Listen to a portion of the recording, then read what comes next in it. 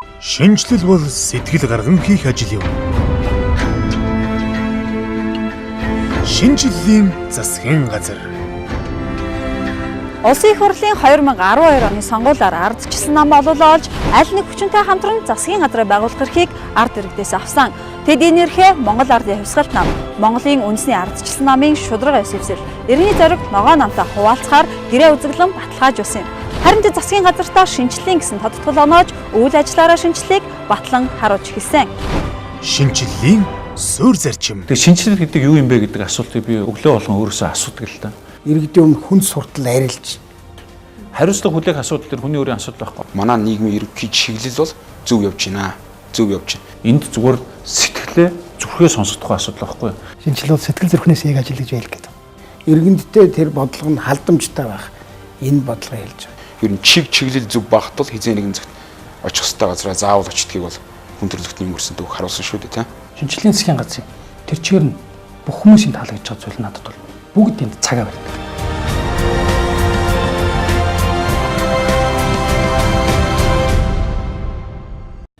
Шинжлэл гэдэг шин зүйл хийхийн нэр биш ээ. Харин хуучин зүйлийг сайжруулах үйл явц. Иргэдээ сонсдгүй, албан тушаалтны эрх ашгийг иргэнийхээ эрх ашигаас дээгүүр тавьдаг. Авилга хэл ахуул газар авсан үндэсний компаниуд нь өсөж дэвших боломжгүй. Хийсэн ажлууд нь богино настай. Ажилдаа хонцгийн сэтгэлээр ханддаг гэх мэт зүй бус үйлдэлүүд ихтэй нийгмийг тэд хүлээн авчээ. Энэ бүхнийг өөрчлөх үйл явцыг товчхондоо шинжлэл гэж үзэн засгийн газар ажиллаа эхлүүлсэн. Өөрөөр хэлбэл шинжлэлийн засгийн газар болохгүй зүйлийг ч болгохоор ажиллаж байна. Тэд бүрэн эрхийнхээ 4 жилийн хугацаанд 45 шинжлэлийг хийхээр зорилгоо тодорхойлсон юм. 2012 оны сонгуулийн өмнө бид бүхэн ерөөсөө энэ Монгол орныгоо шинжилье, хүн шиг амьдрья, ус шиг хөгжөө гэдэг энэ уриатаагаар орсон. Боломж хөгжлийн тухай боддог, зүтгэдэг болгон өөрчилцгөөе. Бид 70 жилийн турш бүтэхгүй нийгмийн байгууллагыг биен дээрээ туршлаа. Тэгээд үнэхээр Монголын ард түмний бидэнд хүлээлгсэн энэ ёс итгэлээр энэ шинжлэлийн засгийн газар байгуулагдлаа. Тэгээд шинжлэл гэдэг юу юм бэ гэдэг асуултыг би өглөө болгон өөрөөсөө асуудаг л та. Тэгээд их том улс төрийн том онлын гэдэг хариултаас илүү зүгээр л жижигхэн юм дээр шинжлэл маань өөрөө оршиж идэм байна гэдэг ийм ойлголт гарч ирж байгаа. Нэг байгаа байран дээр байгаад байх биш. Өөрчлөгдөж, шинжлэгдэх. Тэгтээ хаашаа явах вөхөр урагшаа. Бид оргилоод үргэлж тэмүүлдэг. Нийгмийн үнд баялаг нь иргэн таны хүсэл тэмүүлэл зорилго юм. Баялаг бүтээгч бизнесмен та жилд 41 удаа санхүү татварын гэх мэт тайлан гаргадаг байсан бол энэ тоо шинжлэлийн хүрээнд 16 болж төөрөн захин хэлбэрээр өгөх боломж бүрдэж эхэлсэн юм а. Мөн нийтийн ордны үйлчилгээний төвд иргэн та хандсанаар төрийн 30 үйлчилгээг нэг доороос 3-аас 4 минутанд авах сайхан ирээдүй ойрхон байна. Тэгээ шинжлэл гэдгийн гол цөм бол юу болох вэ гэхээр ерөөсөө л хүнлүү чиглэсэн. Тэгтээ хүнлүү гэдэг зүйл аюу тийм энгийн юм сул юм шиг байж болно. Эсвэл хин нэг хүн харахад дандаа хүнлүү гэж ярьдаг штэ гэж хэлж болно. Гэхдээ ерөөсөө хамгийн гол юм чинь бол энэ юм байна. Шинжлэл гинүү, өөрчлөлт гинүү, хөгжил дэвшил гинүү, эдийн засгийн өсөлт гинүү, баах юм яриад тэр наадахтаас чинь надад ямар одоо үр ашиг хожиж гарах юм бэ? Эцэс тэгэхээр энэ хийж байгаа бүх шинжлэлийн өөрчлөлтүүд бол иргэддээ л тус нэмэр болох, иргэндээ л хүртээмжтэй байх, иргэнддээ тэр бодлого нь халдамжтай байх. Энэ бодлого хэлж байгаа. Жишээлх юм бол зарим хүмүүс тэгээд байна шүү. Их жижиг юмар энэ ерөнхий сайдын засгийн газар оролдох юм аа. 1 тонн нүүрсний хойноос хөөцөлдөх юм аа гэж. Ерөөсөө 1 тонн нүүрс, 1 кг нүүрс гэдэг чинь манай иргэдийн өмнө тулж байгаа асуудал. Ерөнхий сайдын өрөөнд орж ирчээд өөрийнхөө би энэ салбарыг хөгжүүлье, энэ үйлдвэрийг бий болгоё, энэ үйлдвэрийг шинээр бий болчих, энэ төслийг хэрэгжүүлчихье гэдээ яриа сууж байгаа компани захирал би анх удаа ерөнхий сайдын өрөөнд орж ирж байна. Хизээч Монгол улсын ерөнхий сайд намайг ингэж хүлээж авч байгаа гэж юм ярьж байгаагүй. Би эндээ их баяртай байна гэд хэлж байгаа тэр одоо бизнес эрхлэгчийг үгийг сонсоход шинжлэл нь энд байгаа юм болов уу гэж ингэж бодогдож эхэлж байгаа. Шинжлэлийн засгийн газар. Шинжлэлийн засгийн газрын ажил өглөө 8 цагаас эхлэж өчигдөр 20 цаг хүртэл үргэлжлэж байна. Мөн тэд ажлын 6 өдөртөө болсон гэж шинжлэлийг өөрсдөөсөө эхлүүлсэн юм а. Тэгээ ингээд шинжлэл гээд яг ингээд энэ бүх асуудал энд бол мөнгө хэрэггүй. Энэнд хууль хэрэггүй. Энд хин нэгэн компани олох хэрэггүй. Энд зүгээр сэтгэлээ зүрхээ сонсох тухай асуудал байхгүй юу? Яагаад энэ нийгэмд бидний хүүхдүүд амьдрах ёстой юм. Яагаад энэ байдал өшөө дахиад 20-30 жил үргэлжлэх ёстой юм. Энэ зүгээр зүрхээ дагсан асуултыг манай иргэн болгон тавьдаг. Манай компани эзэн болгон тавьдаг. Эсвэл энэ иргэний тавьсан, энэ компани тавьсан саналыг нь төр засаг нь чихээ тавьж сонсдог ийм тогтолцоо руу бид нар шилжиж орчих юм бол энэ нь өөрөө шинжилэл гэж үзэх гээд байгаа юм л дээ. Шинжилгэхээр нэх одоо хүндрэлтний хувьд бол байнга хийгдэж байгаа үйл явц шүү дээ. Энэ их өндөр хөгжил, энэ их амьдралын хурдан дунд ингээл уучнараа ингээл байгаад байж болохгүй ч овгон ч гэсэн ялгаа байхгүй. А тэгтээ энэ сэтгэл зүрх хэрэгтэй. Шинжилгээ хийгсэн бас хүмүүсийн дэмжлэг хэрэгтэй. Энэ бүгд нийлээ шинжил болно гэж авч байгаа. Тэрнээс бид нар ингээд шинжилэл гэдэг нь ийм том хөтөлбөр хэрэгжүүлнэ, ийм ярина, эсвэл ийм одоо уулын оройг давчна гэдэг юм бол хүмүүст маань их хол очиж сонсогдоод байгаа юм байна. Эрүүл мэндийн салбар дээр очиод өнөөдөр хувийн эмнэлэг дотор бүхэл бүтэн давхар дотор ганцхан их хүн одоо мөнгө төлөө төрж байна. Хажууд нь улсын эмнэлэг дотор шалаар нь зулцсан, коридороор нь зулцсан манай эхчүүд амарч хоор байхгүй төрөөд явчихна. Энэ дээр л бидний төрийн зохицуултууд хэрэгтэй. Энэ дээр л нөгөө даатгалын мөнгө төрөөс өгж байгаа татаасын мөнгнүүд нь аль юм руу явах вэ гэдгээр бид нэр зохицуулах хэрэгтэй. Энэ нь өөрөө шинжилэл гэдэг ийм утга агуулдаг. Шинжлэлийн засгийн газар гарч ирснээр олон салбарт авилга, хэл хавл хэрэг сэтэрснийг илчилсэн. Аж ахуйн нэгжүүдийг дарамтлан хууль бусаар орлого олсон үндэсний татварын ерөнхий газрын дарга нар дайны эрсдлийн сан нэрээр их хэмжээний мөнгө хуваан авсан Монголын иргэний агаарын тээвэр компани удирдлагууд хууль бусаар уул уурхаанд тусгай зөвшөөрөл олгосон ашигт малтамлын газрын дарга нар гээд хариуцлагагүй нөхөд төр чургалсныг баримтаар тогтоон шалгаж байна.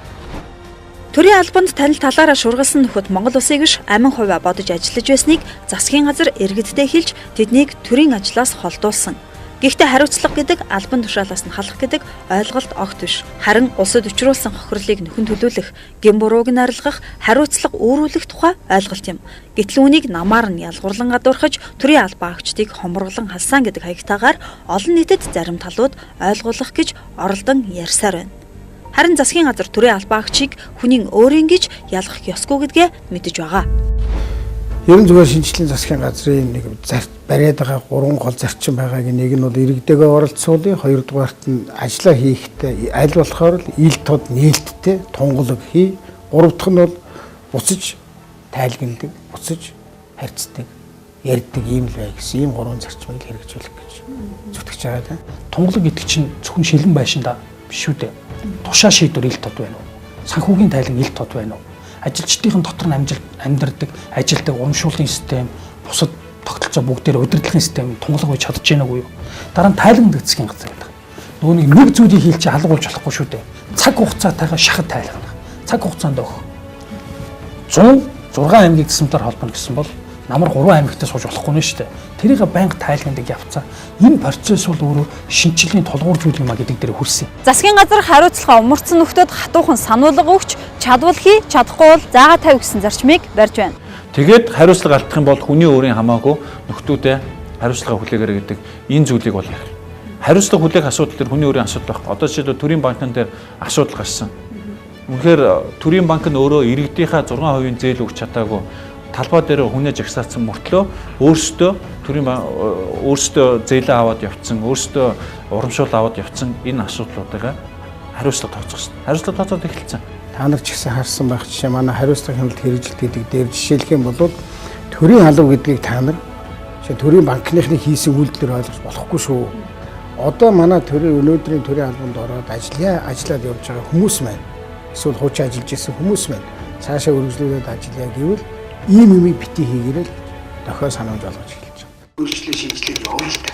Тэгэнгүүт чим уяста төрийн албан агчийг халаад гэж хэлдэг байхгүй юу? Тийм учраас шинжилгээний засгийн газар нэг талаасаа ажил овоорн нөгөө талаасаа ажлынхаа үр дүнтэй хариуцлага тооцдог гэдэг цоошин хоёр зүйлийг бол одоо хавсарч явахаас өөр аргагүй ийм нөхцөл байдал орж байгаа.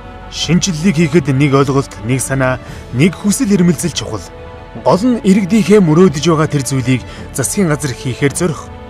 Нөгөө талд иргэд засгийн газрын хийх гэж байгаа ажлыг ойлгож хүлээн авах. Гэхдээ бурууд нүд хурц байх эрх иргэн танд байнга нээлттэй.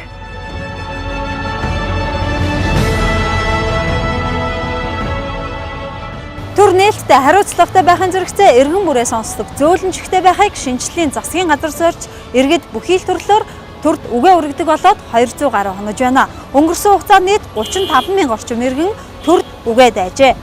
Иргэдийн оролцоог хангах үүднээс олон хэлбэрээр санаа бодлыг нь сонсож, санал санаачлагыг дэмжин ажиллаж байна. Засгийн газар бол нэг тусдаа одоо байгуулагдсан дарга нарын нийгэмлэг биш. Энэ бол ард түмний нэг хэсэг. Ер нь иргэдийгээ яаж одоо нээлттэй оролцуулах вэ гэж ярьж байгаа сар бүхэн 222 гэдэг арга хэмжээ хийдэг болсон.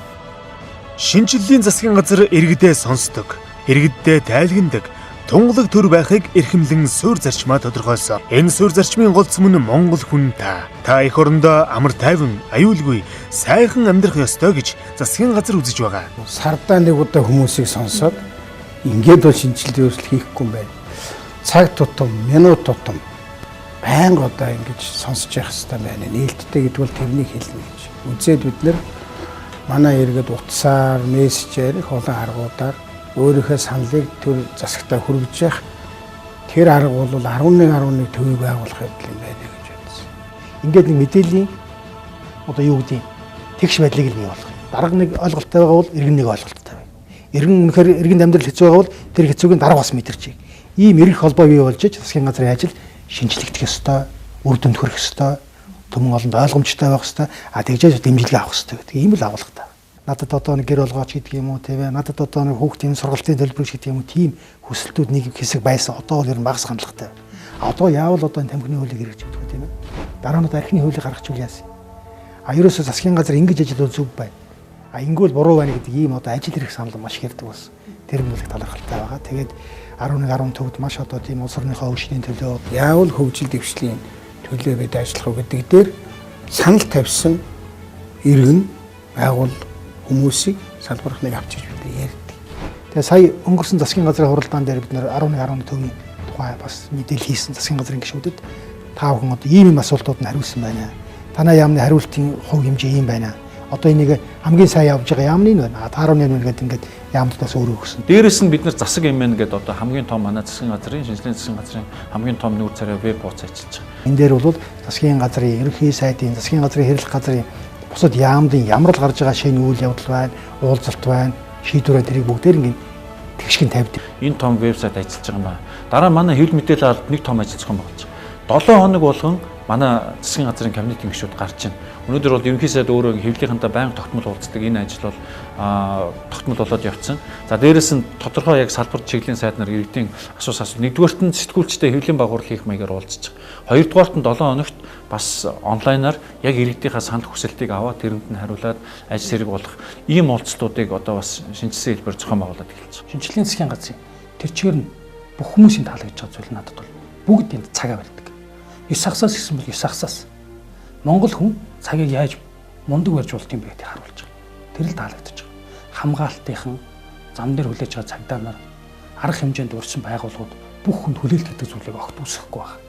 Тохирсон зүйл, гэрэн дээр хийгсэн зүйл, хурал эхлэх хугацаа, дуусах хугацаа бүгдээрээ цагаа барьж байгаа. Таалагдж байгаа зүйл. Нөгөө талаас харах юм бол жоохон ачаалттай ажиллаж байгаа. Гэхдээ энэ зүйл бас таалагдж байгаа. Сэтгэл зүрэхтэй байгаа учраас тийм.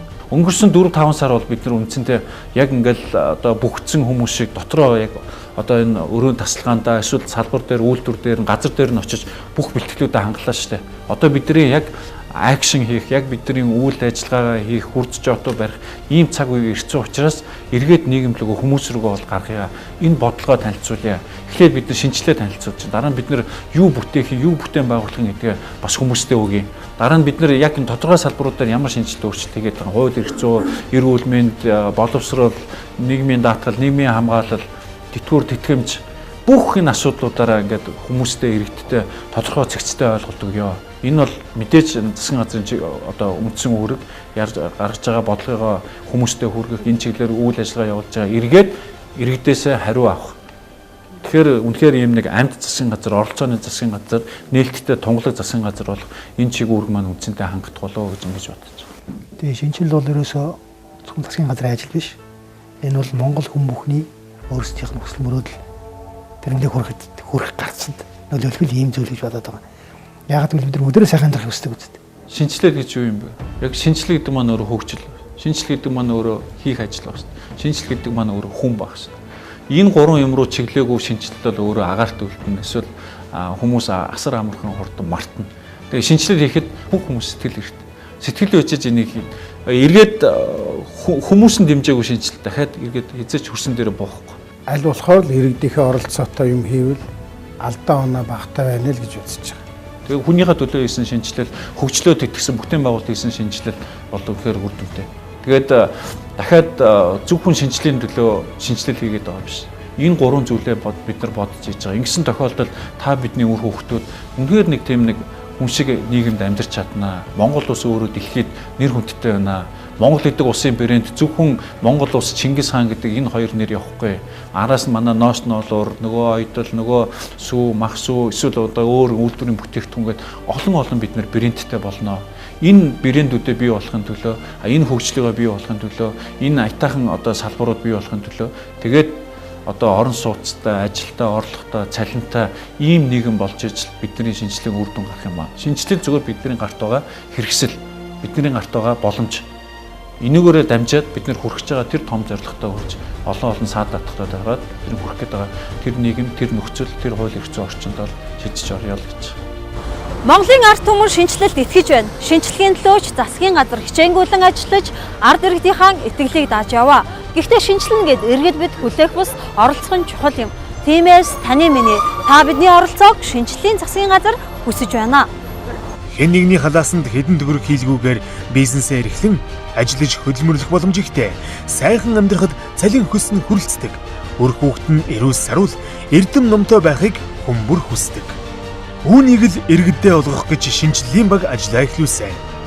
Хөгжлийн галт тэрэг хөдөлж хүмүүр хамтдаа хөгжлийн замаар урагшилж байна. Шинжилэл бол сэтгэл гарган хийх ажил юм. Шинжиллийн засгийн газар.